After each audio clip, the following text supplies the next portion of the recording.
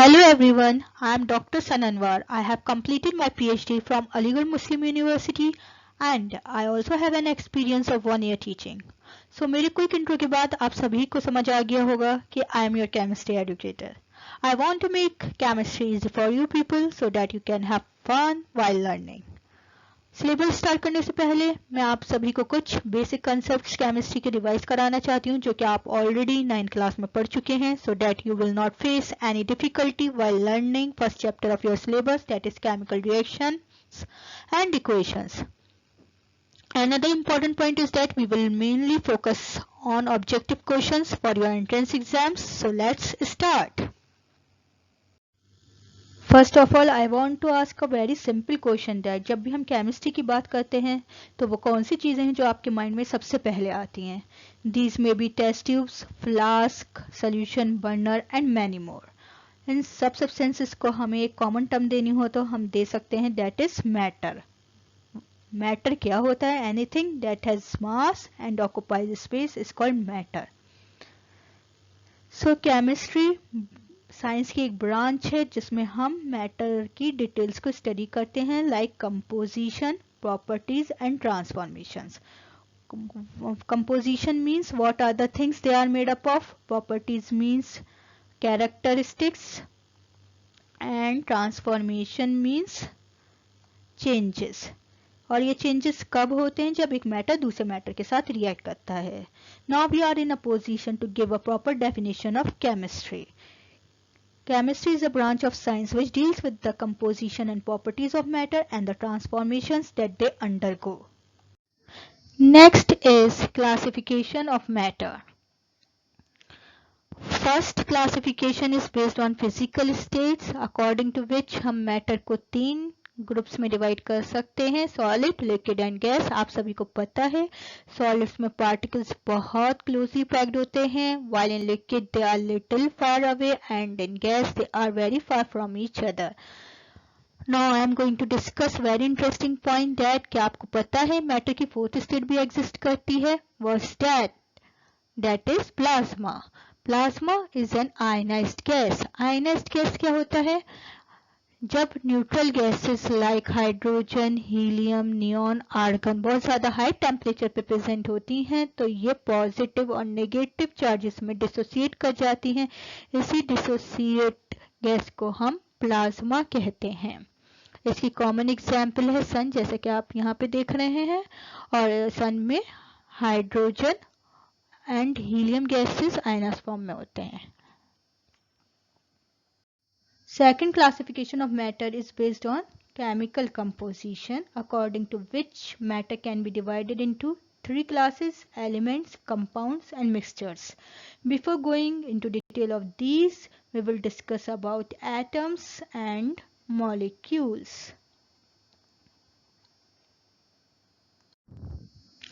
Bricks जिस तरह मिलकर हाउस बनाती हैं उसी तरह एटम्स मिलकर मैटर बनाते हैं. So we can say that atom is the basic unit of matter. अगर हम इसके स्ट्रक्चर की बात करें तो atom is mainly made up of 2 parts. First is the central part that is called nucleus. Nucleus में 2 तरीके के पार्टिकल्स होते हैं that is protons. Second is neutrons. Protons पे पॉजिटिव चार्ज होता है, न्यूट्रॉन्स पे 0 चार्ज होता है that is they are electrically neutral. इस न्यूक्लियस के अराउंड ये सर्कुलर पास होते हैं जिसको हम ऑर्बिट या एनर्जी लेवल्स कहते हैं. इन ऑर्बिट्स में इलेक्ट्रॉन्स रिवॉल्व करते हैं जिन पर नेगेटिव चार्ज होता है. Next question is that what is the charge on nucleus. Now you can answer easily because you know that inside nucleus क्या क्या होता है? न्यूट्रॉन्स होता है और प्रोटॉन्स होते हैं. न्यूट्रॉन्स पे तो 0 चार्ज होता है एंड प्रोटॉन्स पे पॉजिटिव चार्ज होता है जिसकी वजह से न्यूक्लियस पर भी कैसा चार्ज आता है? Positive. So nucleus is positively charged. अगर कोई आपसे पूछे एटम पे क्या चार्ज होता है तो आपका आंसर होगा atom is electrically neutral. Why? Because in an neutral atom number of protons जो होते हैं नंबर ऑफ इलेक्ट्रॉन्स के बराबर होते हैं. मीन्स पॉजिटिव और नेगेटिव चार्जेस इक्वल होते हैं जिसकी वजह से एटम इलेक्ट्रिकली न्यूट्रल होता है। अगर हम इन पार्टिकल्स की डिस्कवरी की बात करें तो protons were discovered by E Goldstein, neutrons were discovered by Chadwick and electrons were discovered by J.J. Thomson. So हमारे जितने भी एलिमेंट्स हैं पीरियोडिक टेबल में वो इन तीनों पार्टिकल्स के बने होते हैं accept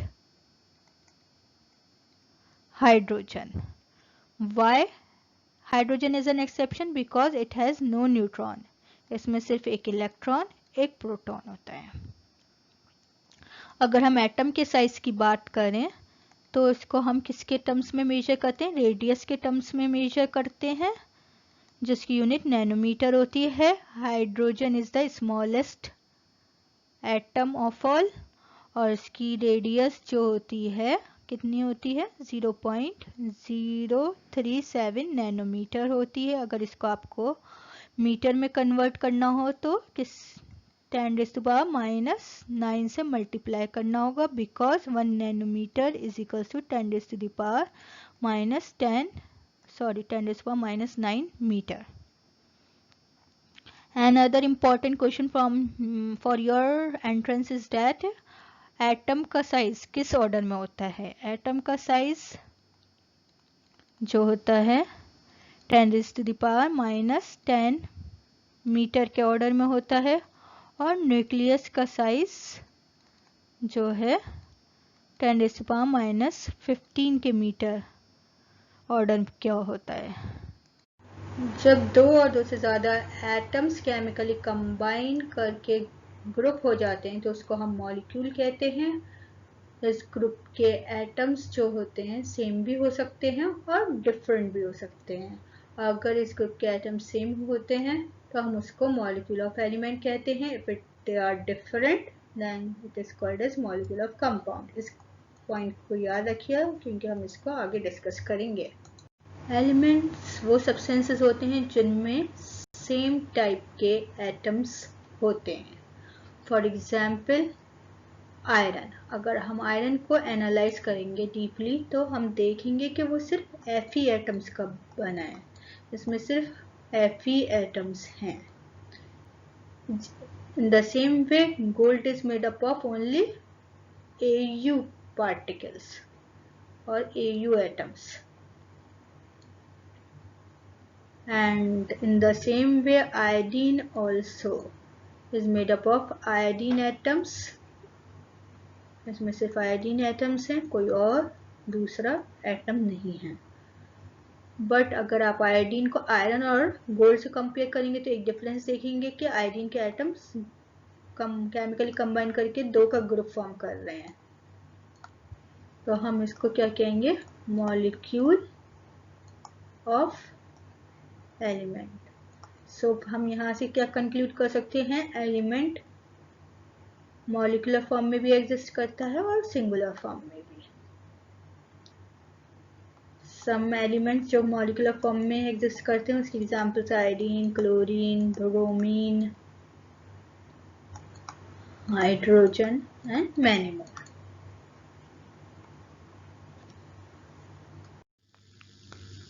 compounds different type of atoms के बने होते हैं जो ये केमिकली कंबाइंड होते हैं एक दूसरे से केमिकल बॉन्ड के through. For example water. Water में दो टाइप्स के एटम्स प्रेजेंट होते हैं, hydrogen atom and oxygen atom. So जब हम वाटर को एनालाइज करेंगे तो हम देखेंगे उसमें क्या होता है, दो हाइड्रोजन एटम और एक ऑक्सीजन मिलकर क्या फॉर्म करते हैं? वाटर मॉलिक्यूल फॉर्म करते हैं, जिसको हम मॉलिक्यूल ऑफ कंपाउंड कहते हैं. कंपाउंड में सारे मॉलिक्यूल्स जो होते हैं वो सेम टाइप के होते हैं. जैसे कि यहाँ पे देखेंगे आप, ये इस मॉलिक्यूल में भी दो हाइड्रोजन ऑक्सीजन है, इसमें भी दो हाइड्रोजन एक ऑक्सीजन है, एंड सिमिलरली इसमें भी और इसमें भी दो हाइड्रोजन और एक ऑक्सीजन है. सो कंपाउंड्स जो होते हैं सेम टाइप ऑफ मॉलिक्यूल्स से बने होते हैं. That's why they are also called as pure substances. Elements में हमने पढ़ा था एलिमेंट्स जो होते हैं सेम टाइप ऑफ एटम्स के बने होते हैं. So they are also come under the category of pure substances. Mixtures. What are mixtures? जब दो या दो से ज़्यादा सब्सटेंसेस को हम फिजिकली कंबाइन करते हैं तो वो मिक्सचर कहलाते हैं.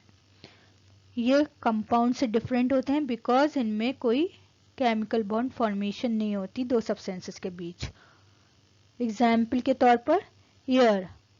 Air is a mixture of gases जिसमें different type of gases present होती हैं like hydrogen, helium, oxygen, neon, nitrogen and many more.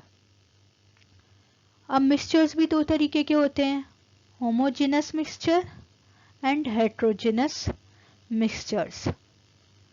Homogeneous mixtures वो होते हैं जिनमें सब्सटेंसेस पूरी तरीके से एक दूसरे में मिक्स हो जाते हैं, और हेट्रोजेनस मिक्सचर्स वो होते हैं जिसमें पार्टिकल्स एक दूसरे में प्रॉपरली मिक्स नहीं होते, पूरी तरीके से मिक्स नहीं होते. For example vegetable soup. Vegetable soups में जो हमारे लिक्विड और वेजिटेबल्स हैं वो पूरी तरीके से नहीं मिलती हैं, बल्कि हमें अलग अलग दिखाई देते हैं दोनों के particles. That's why it is an example of heterogeneous mixture. और हेट्रोजेनस मिक्सचर की कंपोजिशन जो होती है नॉन यूनिफॉर्म होती है और होमोजेनस मिक्सचर की कंपोजिशन यूनिफॉर्म होती है.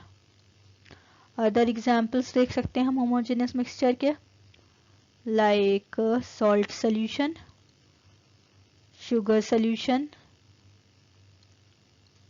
they are all homogeneous. जितने भी solutions होते हैं वो homogeneous होते हैं and alloys are also an example of homogeneous solution. Heterogeneous में हम और examples देख सकते हैं, chalk plus water solution is heterogeneous mixture, sand plus water is also heterogeneous solution, and salad is also an example of heterogeneous solution, and many more.